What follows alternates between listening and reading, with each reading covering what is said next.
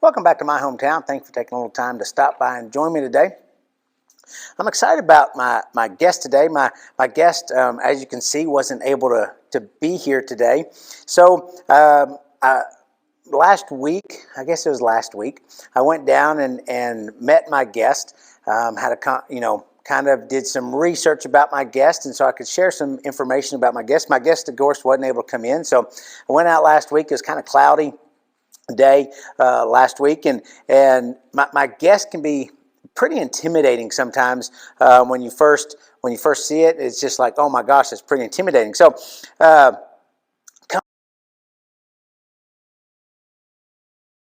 coming in at over 20 feet long and weighing in at over 3,000 pounds and only being 7 years old, I'd like you to please welcome my guest this week. My guest this week is the official Guinness Book World's Largest Jim Bowie Knife.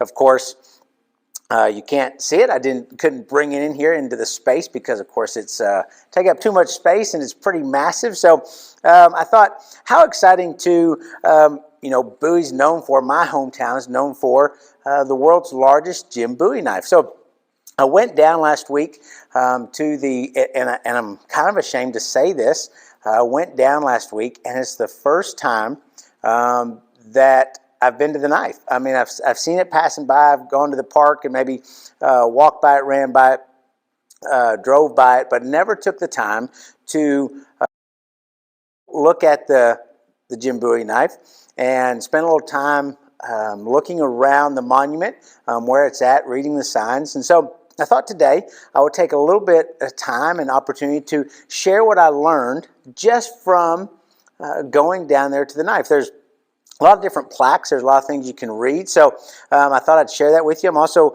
as I post this on social media in different places, you're going to see pictures of me with the knife. You're going to see a great picture of the knife. So I'm going to share those as well. I like to take pictures and always send them to my wife, Kim, because she does her magic to them. She sends them back to me, and they look way better than when I took them. She's really great. And so the ones that you'll see are a little bit edited because she does an amazing job with that. And so, but I just wanted to spend a little time sharing what I learned at the monument, at the world's largest Jim Bowie knife. And I didn't know that it weighed almost 3,000 pounds. It's 20 feet long. It's just kind of massive when you stand there.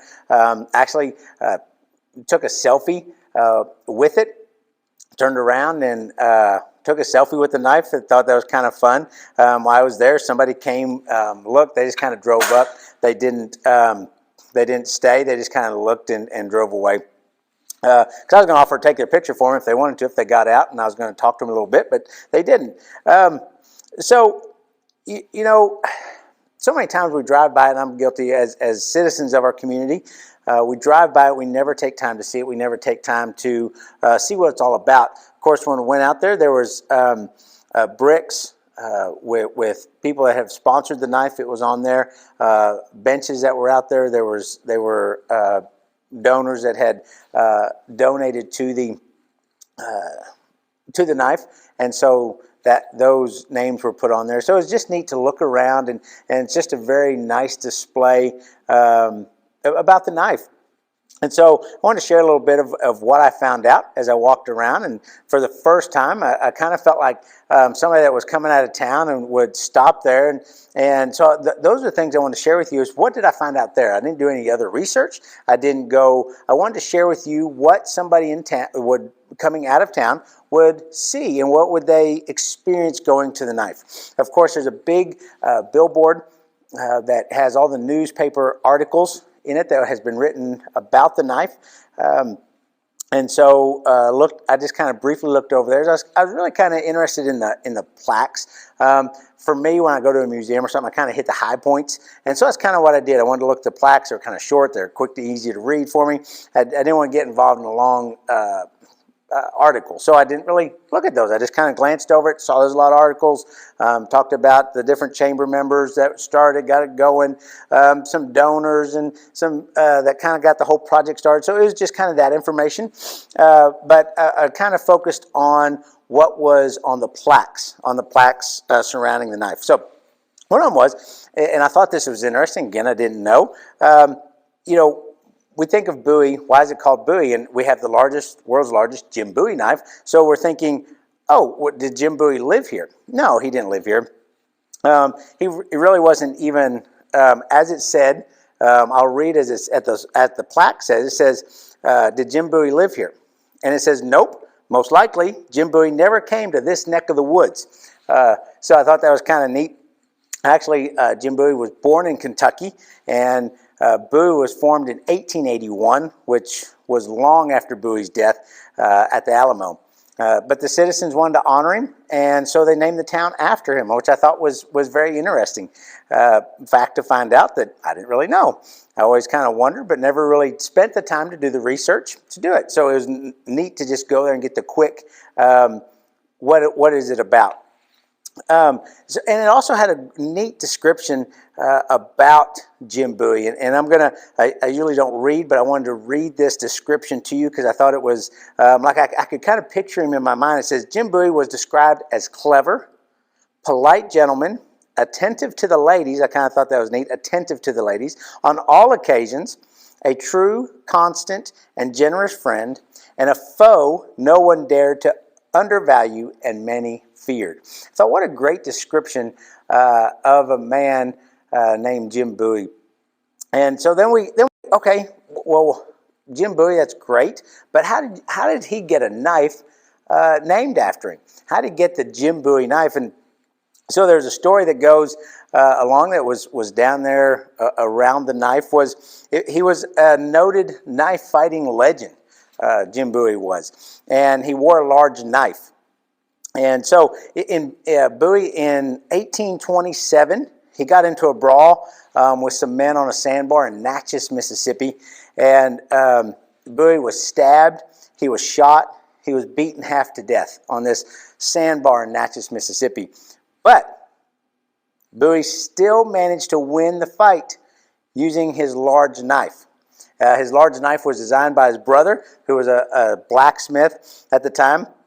And it is said to reportedly be that Bowie's knife was 9.5 inches long, it was 1/4 of an inch thick, and it was 1.5 inches wide. So that's a big knife.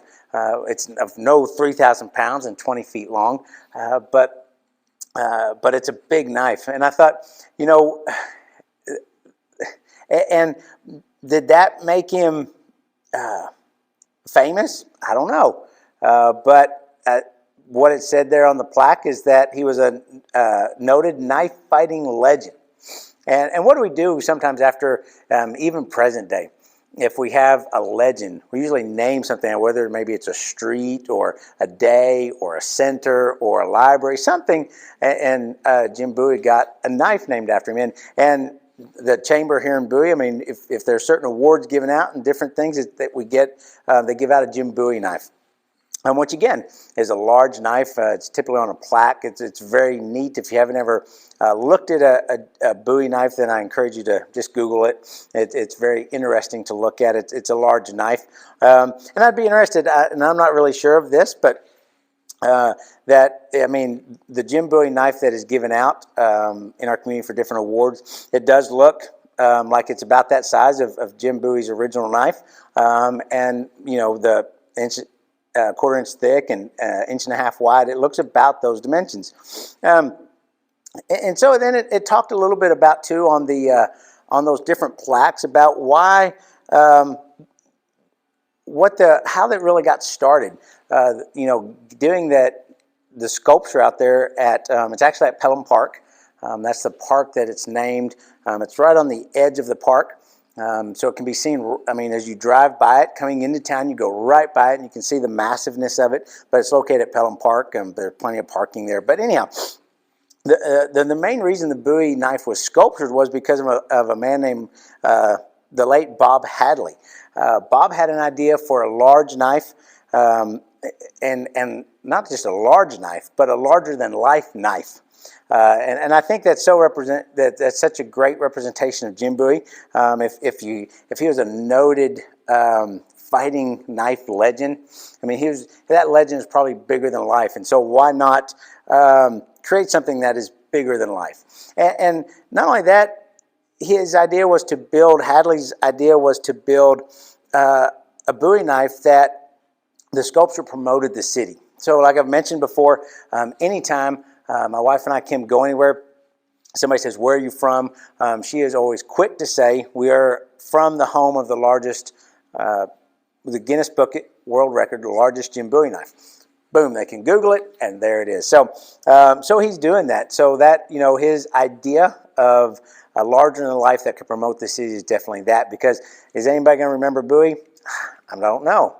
But if you introduce yourself and they say, where are you from? And you tell them that, they're going to remember. I don't remember with the town, but I can go Google that, and I can remember, because everybody is going to remember Jim Bowie knife. So throughout his life, the late Bob Hadley was interested in art and learned the art of bronze sculpturing. And in the late 90s, he sculpted the official trophy of the American Cutting Horse Association, as well as trophies for the PBR, the Professional Bull Rider Association. So just a man that loved sculpture, loved art, and loved our city, with the idea of promoting and something that would promote our city. Along with his idea, there are plenty of donors that made the project happen, along with some of our chamber members that really pushed the project to get it going, to see it through. So to all of them, the ones that had the idea, the ones that put the manpower, the ones that put the financial resources, all those things take. It took all those to make it possible for us to have the Guinness Book World Record largest Jim Bowie knife. So I just wanted to share a little bit about my friend, the world's largest Jim Bowie knife that I went to visit last week. Of course, the knife didn't say much, so I had to do all the reading, I had to do all the talking, I had to do all the picture taking, but it was still a neat experience for me. 7 years that knife has been out there, and that was my first time to go out and visit, to park, walk around, spend some time, read, look at the names on the bricks, on the benches. It was really just kind of a fun time for me to go out there and look and experience that. So I encourage you, if you're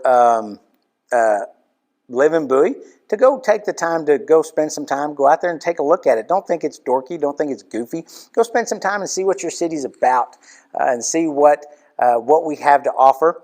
And if you're not from this part, if you're not from, as they said, not from this neck of the woods, then come on out to Bowie and see our world's largest Jim Bowie knife, a Guinness Book official largest Jim Bowie knife. Spend some time out there. Come on into town and visit some of our restaurants, our antique stores, our resale shops, all the neat things, our winery, just some neat things that we have in our community that just on the edge of town is the knife, and it's just the tip of the iceberg of what our community has to offer.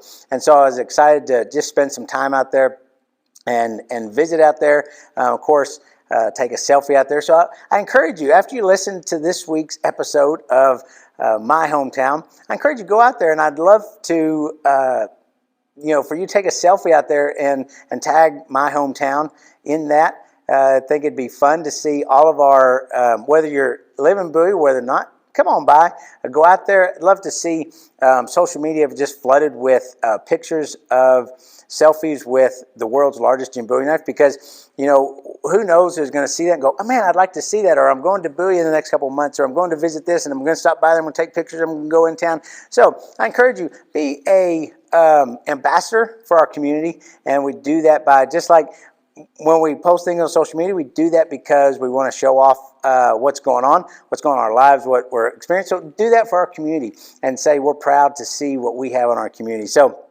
I encourage you to go out there, visit the knife, and take a little time to read all the little signs. You're going to read a lot of what I've mentioned to you today. But if you're like me, you just like to read it quick and get the gist of it. If you have some time, then read all those articles that are on the board that talks about from the beginning, the conception of the knife to the finished product. So I encourage you to do that. And of course, go out there, take a selfie, tag My Hometown, and that would be amazing to see all those pictures of you with the Guinness Book world's largest Jim Bowie knife. So hey, thanks for taking a little time to stop by and visit with me today, and I'm looking forward to seeing you around my hometown.